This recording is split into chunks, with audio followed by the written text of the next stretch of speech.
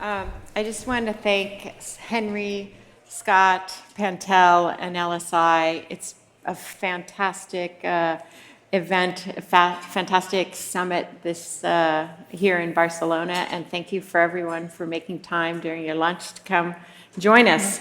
I just want to say very quickly, for those of you that are not familiar with Veranex, that we are a PE-backed, medtech only, full service, end-to-end innovation solutions firm with pretty much everything you would need to bring an innovation to the market all under one roof. And I'm very excited to moderate this panel today. We've got some amazing panelists here, and I thought maybe if each of you want to introduce yourselves and maybe talk about how you're structured, your venture versus your corporate development structure. Does that sound good? Very Louise, good. you want to kick it off? Yeah, well, thank you for that introduction, and lovely to have you all here. My name is Louise Warme. I'm Swedish originally, but I relocated to Barcelona a year ago with the assignment to support Warme in setting up a corporate venture capital, which I'm now heading. And we're also very proud to say that a little bit over a week, we officially launched. So we're very new. We are the corporate venture arm of Warme, which is one of the largest specialized IVD companies globally, operate in acute care, hemostasis, autoimmunity, and in Q1 this year we acquired Immucor, which meant for us that we also moved into a new business segment, which is transfusion and transplant.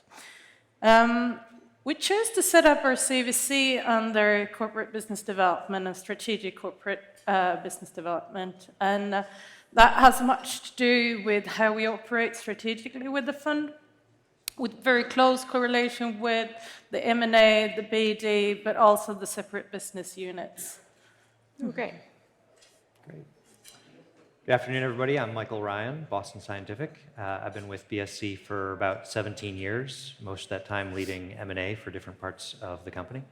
My current role, I spend about half my time leading the M&A groups for our med-surg side of the business. So that's our endoscopy, urology, and neuromodulation divisions. And then the other half of my time, I spend leading the corporate venture capital for the company. So those two teams are very closely connected, as evidenced by the fact that I work on both of them. So we have generally a couple people in each of our divisions who are business development experts for that division, sort of coverage area experts. And then we have a small team of venture capital folks at the corporate center who work closely with those folks to get the VC deals done. Good afternoon, everyone. I'm Eric Schantz, Vice President of Corporate Development at Medtronic. We have a pretty extensive business development function. We start off with a centralized corporate function where I am. I spend my time on cardiovascular. I have a couple colleagues that cover our other portfolios as well. But underneath that umbrella, we also have a group of about 5 venture capital specific specialists that specialize in any of the 20 business units that we have, as well as we'll look at some tangential markets as well, opportunistically for financial investment. So that's the corporate side. And then within, like I said, within the 20 operating units, we have expertise in those specific operating units that will look both from a M&A perspective as well as a investment perspective. They'll partner with our venture group to make those types of investments. Obviously, in the cardiovascular space, I'll help as well, but I'm primarily focused on the M&A side. And then within each of those operating units also have some portfolio responsibilities. We have colleagues that kind of manage the strategy, the direction of those bigger groups, cardiovascular being an example of that. And the other businesses are neuroscience, medical, surgical, and then diabetes as well. And good afternoon, everybody. My name is Julian Nikolchev. I am with Intuitive Surgical, and I've been at Intuitive for about 5 years, and I lead a group that was started around that time that is focused on identifying new technology, new clinical indications, and new areas of interest for Intuitive. So we have 3 pillars in this group. One is an internal advanced research effort. It's a small group that's focused on new technologies. We have a business development group that is organized similarly to what Michael said. We have that group is led by a person that is in my group that also has individuals which work with the individual business units of Intuitive. And then we have the venture capital arm, which was part of this. And we actually structured the business development and the venture arm very separately. We keep a significant separation between the two groups. And the idea is that if we have a relationship of interest, if we have a partnership or area of interest that we want to engage with a company, whether it's a startup or a larger company, then the business development group will take on that relationship and would lead that effort. On the venture side, actually, our venture capital group is focused on identifying new technologies, engaging us with the entrepreneurial ecosystem, and structuring deals that are financially motivated but have a strategic bent to them that could potentially inform Intuitive of new technologies, new areas of interest in the future. And as a result, we keep these two activities pretty separate. If there is an interest later on with one of our investments on the venture side to engage with Intuitive, we would stimulate that engagement, and then the BD group will take on the relationship. Great. I thought maybe a question that everybody here might have on their minds is better understanding your investment thesis, especially right now. What companies, how are you making those decisions that companies that may fit as potential investments, and also, you know, around the framework of your strategic purpose for your venture program? Louise, I'm going to pick on you first. Perfect. Happy to go first. So first of all, starting with our investment thesis, we have decided to make it a lot broader than where we operate for a number of reasons. And we're obviously specialized IVD, but the fund invests in diagnostics as a whole. We invest a lot in digital, which we believe is a very big impact that will happen in our field over time. And we find that the intersection between them two is a very rapid changing area where we do a lot of investments and look at a lot of companies. So anything from assays, from new technology platforms, but also a pure, fully software digital place, ML, AI. So that's where we're investing. And your second question? Oh, just maybe like do you have a strategic purpose or focus for your venture program? Yes, so there is a number of reasons for us. So we're newly set up the corporate venture capital, right? And it's definitely a strategic move on Warme's part. We come with a very strong history of M&A activity and decided that this would be another way for us to work with innovation, but also with inorganic growth, and also spreading risk. We also take on a couple of different strategic angles, like identifying and investing on big trends that may impact us over time, potential new markets, of course, potential new technology, but also a little bit on threats. That may not be a threat at this point, but where we see big shifts in the industry moving, where we want to see and keep a close eye on, is this something that we need to move into? Is this something that we can manage and leverage that into our different strategic areas at Warme to ensure that we're on top of not only the market and the first horizon, but also leveraging the second horizon, where we have a big assignment. Yeah, so at Boston Scientific, we definitely consider ourselves and describe ourselves as a strategic investor. What that means for us is that for us to invest in a company, more or less three things need to be true. It's got to be an investment-grade asset with a great team and technology that would attract any institutional medtech investor. It's got to be available at terms that we think provide a great potential for financial return. But then third, it also needs to be operating in a space that is a strategic fit for one of our 6 operating units. So one of our existing businesses needs to be able to look at it and say, yeah, all those great things are true about it being a nice venture deal, but also if this thing works and if certain operating losses or risks are retired, we'd actually like to own it. So on the way in, we do not invest in anything unless there is that kind of thesis that at the end of the day, we might consider ourselves the natural acquirer and owner. Along the way, interests may diverge. We might change, they might change. And at that point, we continue to manage our investments for financial return. So success for us looks like a strong pipeline of M&A targets coming out of our venture portfolio, and also a strong IRR in terms of financial performance of the portfolio. Thanks. Yeah, for Medtronic, we do a lot of what Michael just said. In addition to that, so yes, there's clearly a strategic angle to all of our investments. We love to work with our operating units, to partner with them, the venture group in our operating units, to find strategic assets. We also take a financial angle as well.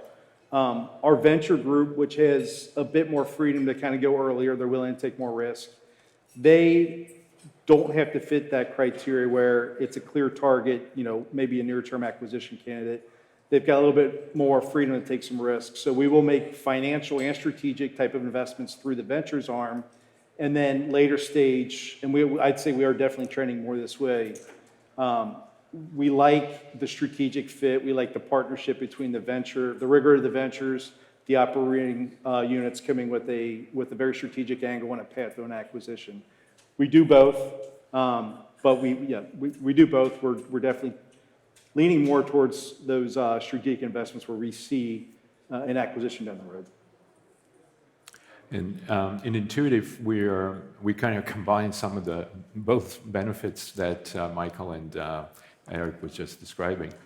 We have definitely a strategic focus for our business development activities, partially because our company is growing still quite a bit. We tend to make M&A decisions based on how it can improve our current technology or the next generation of technologies that are in our pipeline. So we do a lot of investments and both acquisitions that are connected strategically, obviously, to our current generation of technologies and the next generation technologies. And then on the venture side, we have a much broader lens. The venture group role, as I mentioned, is really to provide a sort of visibility into some of the new technologies, new clinical indications that are in the pipeline that the entrepreneurs are exploring. So we have kind of a horizon for both activities about 5 to 10 years ahead. So we try to keep ahead of the curve in the sense of what's coming down in the pipeline.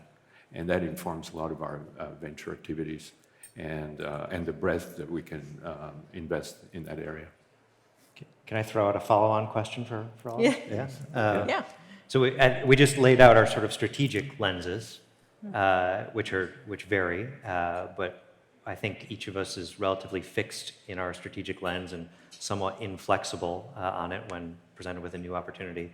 I'm curious about the level of flexibility on the other sort of traditional financial elements or venture elements. When you're talking to an institutional investor, they may be open-minded about the therapeutic area in a way that I am not, but they may be less open-minded about the point of entry or the size of the check. So at Boston Scientific, we'll do very small investments. We'll do $1 million, and we'll do very large, 50 million plus, all in one check. We'll go very early in company formation or very late. So in those ways, we're flexible, perhaps more flexible than an institutional investor, even though we have our inflexibility on our strategic lens. And I'm curious how you guys manage those degrees of freedom. Yeah, I'll start.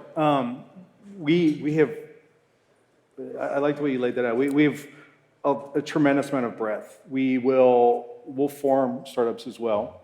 A lot of times that's our IP. We'll spin out, give it a home, find new investors, give it an opportunity kind of where it's not a strategic priority, but we know it's important and it's the right thing for the customer. So we'll do the spin out route either through investment or through IP. So that's kind of early stage. We'll make investments between $1 million, $50 million as well. I'd say our sweet spot's probably $5 to $15 million. The more we put in, the more kind of we expect out of the deal. Our operating units, no lie, are looking for something that's more de-risked, something that's a clear fit in their portfolio. They got better visibility into it. Our venture group is very willing to take the risk on early stage technologies. So we've got the ability to probably do most everything. I mean, we also get creative where on my side of the house where we do more ultimately M&A, we look at creative ways to fund either our own technology or partner with, later stage companies that are just looking to run that clinical trial. We'll participate heavily in that as well. So I think we've got quite a few options on the table to hopefully be an interested party in all types of transactions. Very good. Louise, do you want to Yeah, thank you. switch? And that is a very good question from a strategic point of view. We have a bit of a more narrow scope, especially now that we're starting out. And we always say that we prefer to start Series A. We think there is a couple of reasons for that. Because we can support in going to market. We can support in preparing for that. So the knowledge we have in-house that we leverage to the companies fits very well with that stage. It also works well with the portfolio thesis we have. If something is very interesting to us, we can invest seed, we can do an early seed, we can invest Series B too. So we don't have your absolute flexibility. We definitely have some, but in order for us to be interested in that stage and manage the risk, it has to be a very good fit. And we've done a few of those already. Actually, we closed one just a couple of months ago where we went seed investment because the fit with us was amazing. Yeah, from our side, on the venture side, we tend to lean early. First of all, our venture fund is 100 million, so it's a smaller fund. We make investments. The team is financially motivated, so we want the investments to be financially solid and really, but at the same time, we bring a strategic lens on the investments. But we tend to start early. We can form a company, we can put seed investments, lead a deal. Typical checks that we write would be 500,000 to 5 million, and they're from seed stage to Series A and B. On the BD side, it's very broad there. Intuitive is not an acquisitive company, so we haven't done very many acquisitions historically, but we have a lot of freedom in terms of how to consider a relationship with a company, from equity investment with some additional strategic terms associated with it, to acquisitions, to partnerships. So we have a range of options there, as long as it has a strategic relationship on the BD side. Louise, you had mentioned when we were talking earlier about you had a perspective on preferred rights. How do you want to touch upon that? Absolutely, and that's a question I'd love to share on with you guys. As you know, we're a new fund, so we spent a fair bit of time trying to figure out, how do we want to do this, what's important to us. And one of the things that is close to our heart is to actually not put preferred rights in. Parts of our investment team come from private VC, from public-private, and we don't want to put the hindrances on the companies that sometimes came with co-investing with corporates. So we said what's important for us is to not put any preferred rights and put ourselves in a position where we have too much of double allegiances, both towards Warme in this case as the mothership, and the allegiance in the board, which is primarily to the company that we work in. So to be able to work what we believe is the best way for the companies, we don't have any preferred rights in our agreements. We hope and believe that we can support the companies in a way that we will organically become a preferred partner for bringing the right knowledge and support to them. That collaborations with the business units can happen, but for us it's important they always happen on commercial terms. So similar to what you mentioned, Julian, the venture team never drives deals within the company. We support in the average building of the company and anything that's to be expected from an investor. But we introduce to business units, and then we leave it to the business units to do deals with the companies in the portfolio on market terms.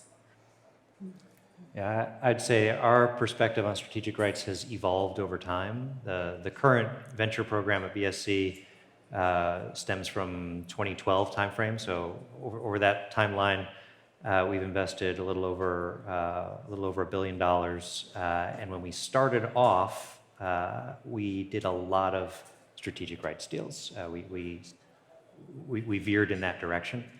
And I would say more recently, we have focused more on maximizing ownership. So we still do strategic rights deals, but our perspective is that they make the most sense when it's a last money in financing situation. So it starts to look a little bit like a deal that Eric's going to do, where it's a bit of a structured buyout situation. What doesn't make so much sense is in Series A, Series B, to try to get an option to acquire or other strategic rights that, to your point, limit the company's options.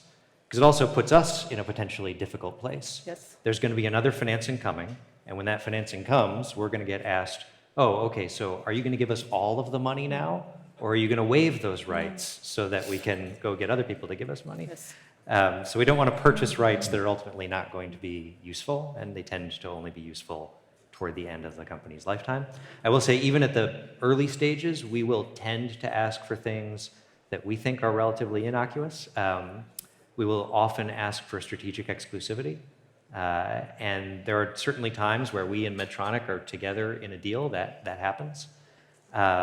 We are generally playing for developing our M&A pipeline, so it's not ideal from our perspective. But we think it's also not ideal from the company's perspective, because when there are multiple strategics in the boardroom, it can tend to chill the level of support that and guidance and sort of consulting that the strategic investors might otherwise provide. So we generally seek to be the exclusive strategic investor.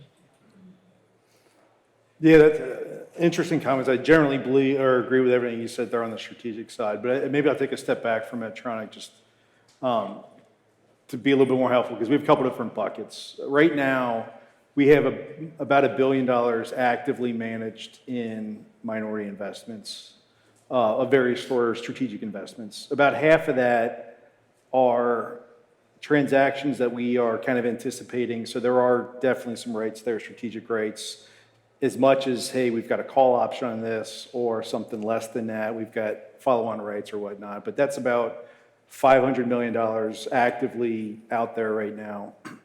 The other $500 million, I should say, between all this, there's about 70 investments, so it's pretty broad. The other $500 million is more traditional, strategic and financially driven minority investments, Series A, all through Series E, D, whatnot. And agree with a lot of what Michael said then. You know, there's a balance between what we kind of demand as strategic. Obviously, we'd love to be the only strategic in there. There's instances where that probably isn't going to happen. We are very cognizant of asking for too many rights early on, because the next round, either those go away or you're putting a lot of money into it. So we balance that. But I will say, you know, once we're in the cap table, we clearly have our shareholder hats on. When we have a strategic board seat, so one of our operating units, for example, if they're on the board, usually it's an observer role, because we're really there just to help guide. We understand the company's going to make the decisions they need to make. They're there to ideally bring that big company perspective, what to do, what we're going to be looking for when the company gets brought up to us. So it's all there to help the company along. And then again, our minority investment portfolio, when they're on the board, they're just like everybody else in the room here. They're looking for financial return. It's great if it's strategic. When the strategic's involved, again, we could try to get some rights. It's great to have that. We'd love to be the only one, but we recognize sometimes for the right asset, you've got to just be a participant and help the company along.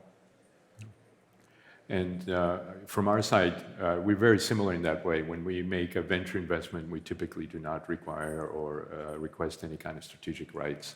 We want to be aligned with the company, and especially since we do invest on the early side of a venture, we really want to kind of think about the whole roadmap that this venture is going to take and be aligned with them to support the company to be successful. Our team, as I mentioned, is also financially motivated, and the returns are important for any of the investments that we make.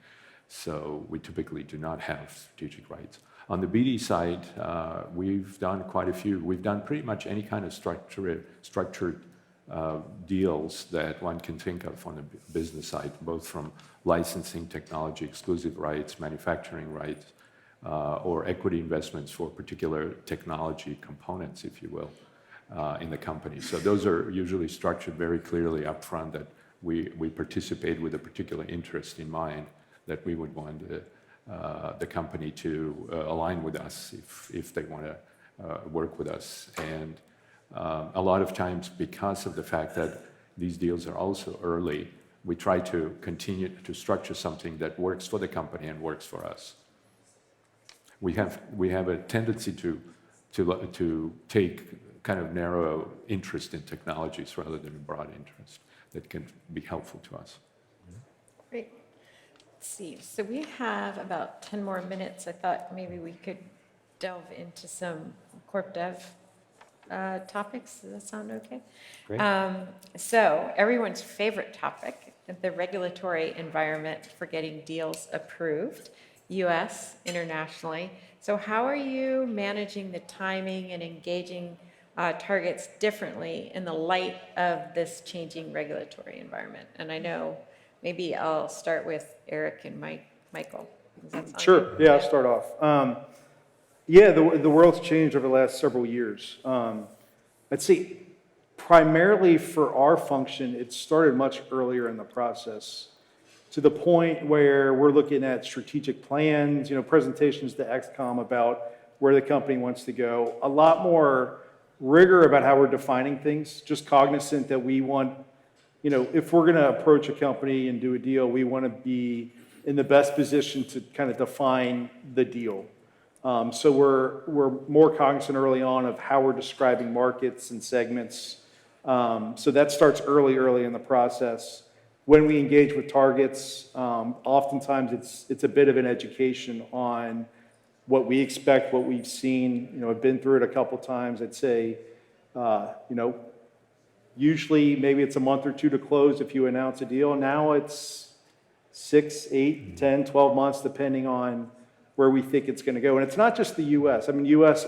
clearly very vocal about it, but we're hearing, questions that would never come from countries here in Europe as well. So the dynamics change. I think everybody needs to be a little bit more cognizant of what your pitch looks like. Obviously, if you're talking to one of us, we have a lot of different businesses. Let's make sure that as we're engaging, that we're framing these opportunities the right way. So it's a smooth discussion when we start talking about approvals. I remember distinctly your press release around the Intersect ENT acquisition, because it gave some guidance about when the transaction was expected to close, and it was several quarters out. And I think that was a new thing to put in a press release for either your company or mine, and that has become more normal. So we're seeing in contracts the outside dates to get the deal done are longer, and in press releases the public comments about when the deal is expected to close are longer, because even if the fact pattern seems positive, there are going to be a lot of conversations to have with a lot of regulators, and those take time.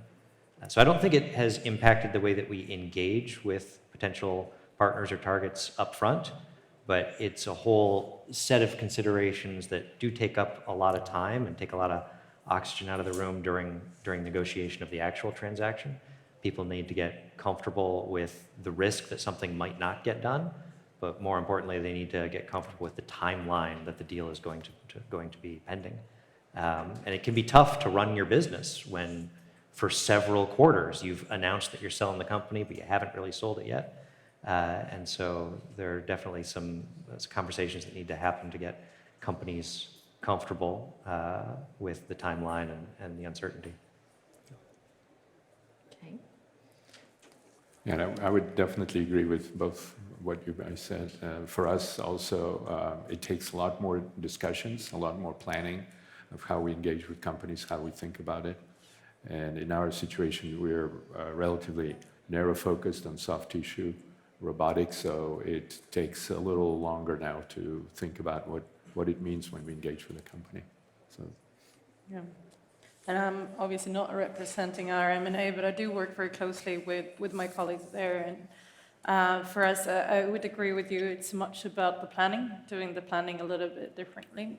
For Warme specifically, we did our biggest deal and biggest acquisition in our history, which was announced in Q1 of Immucor. So with that in mind, I think we're in a position where we will probably still look at a lot of companies that are relevant to us, but we're chewing a lot at this point, going from 5,000 to 7,000 people globally. So with that. But in general, we're a very stable company, so it doesn't affect us in the way that we do deals differently, but it does affect the planning of it. Yeah. Well, there are some deals that recently got announced. Michael, do you want to share a little bit Sure, of news? we announced an acquisition since I got here. Yeah. So we're Busy excited guy. about that. Did you know about it? What's that? Yeah, right. I did. So we announced an acquisition of a company called Relievant in the interventional pain space earlier this week that we're really excited about. It's going to provide a great additional growth platform for our neuromodulation business. It is an adjacent space, not a space that we're in today. So to the last question, should be relatively straightforward to get that deal done. But nevertheless, the press release says we expect it to close in the first half of next year because we don't know how long those conversations are going to go. But that is, I think, just in terms of general deal activity, our company does, if you're thinking about sort of 100 million plus acquisitions, we generally do 3 to 5 of those a year. 2020 was quiet for certain reasons, but I think we're back to form now. We had a busy year last year, and this is our third of that size announced year to date. Great. And actually, one of the, and congratulations, Thank and one of the biggest diagnostic deals, Louise, you want to share about Immucor? Yes, so we were very proud to do that acquisition. It's definitely a big strategic new step for us. It's a new business unit working in transfusion and transplant, and also for us, with coming from very specialized IVD, it affects the corporate venture in the sense that we're now looking much more at genomics and omics, which fit very well with this new business unit that we have. Great. Let's see. We have a couple more minutes left. Maybe, how about if we run down and I'm warning you, this was in our discussion guide, but is there a hot button area or a current obsession you may have, something that's top of mind that you're particularly excited about that you wanted to share as it relates? And to remind you, some of the things you mentioned, incubators, digital. Sure. I mean, we're obviously very interested in the intersection between diagnostics and digital, and the absolutely super fast development of digital is finally starting to soak into diagnostics, which we find incredible. So development of semiconductors, the intersection between new biological plays like aptamers and also the nanotechnology that we're seeing impacting platforms and full assays are things that we find very interesting. And of course, ML and AI moving into the field. We love all of our businesses equally, so we're excited about all of them. And I do sometimes get the question about which spaces we're looking to invest in or acquire in this year, and that is not the way that we think. Each of our operating divisions is pitching investments and acquisitions every month, and we're always looking across those and trying to figure out what's the best use of our capital right now. So in terms of spaces, we're excited about all of them. This week we're particularly excited about interventional pain, but structural heart, electrophysiology, these are all near and dear to us. One other topic that has been popular of late, sort of from a structural standpoint, and Eric mentioned it, is the sort of spin out build to buy question. That's certainly been something that has gained more attention, and we've been doing a number of those deals, sort of experimenting with different structures. I wouldn't say we've necessarily decided we found the structure that works, so we're still in a multi-arm clinical trial to try and figure out which approach works best to take technologies outside our walls and propel them forward, but that's an interest area. Yeah, I'll comment on two things. I agree. So creative financing. I think one of our biggest challenges are we got to manage expectations for the Wall Street, but we've got more opportunities that we could fund. So how do we continue to innovate, fund our pipeline, but stay within the bounds? And we have a lot of people thinking about ways to fund our internal pipeline. Could be spinning stuff out, to your point. So that's one area that I'm excited about, because I think there's plenty of ways we can add value to our company doing that. And the other separate topic is just digital AI. How are we going to monetize that business model? How are you going to stay above board with all the different geographies and the requirements on that? I think it's fascinating to see how that's going to pan out. And from my perspective, there's a lot of technologies out there. How do I pick the right one for our businesses that's going to pan out and become a profit center for us? I would definitely agree with the digital side. It's an area of great interest to us. The other area that is kind of fascinating to think about and see where it will evolve is the digital, or not the digital necessarily, but the ecosystem around patient care and how that will evolve over time. If you, just an analogy that you guys probably would relate to, if you buy an airplane ticket and you fly somewhere, you're contacted somehow about 70 people that are involved in that transaction. And probably the same number of people involved in a transaction of a patient coming into a hospital, getting treated and exiting. And most of those groups don't communicate in any way. So there's a lot of, and I can give you an example, I'm sure everybody has example of mistakes that are made, errors that are made during these procedures, sometimes critical. So that's the area that's really fascinating. If we can bring technology both, as well as changes in maybe the business models, that we can impact that so that the patients know that they will come into a process and exit and get the best possible treatment. Well, that concludes our panel. I just want to thank our amazing panelists. Let's give them a round of applause, and thank you. Thank you.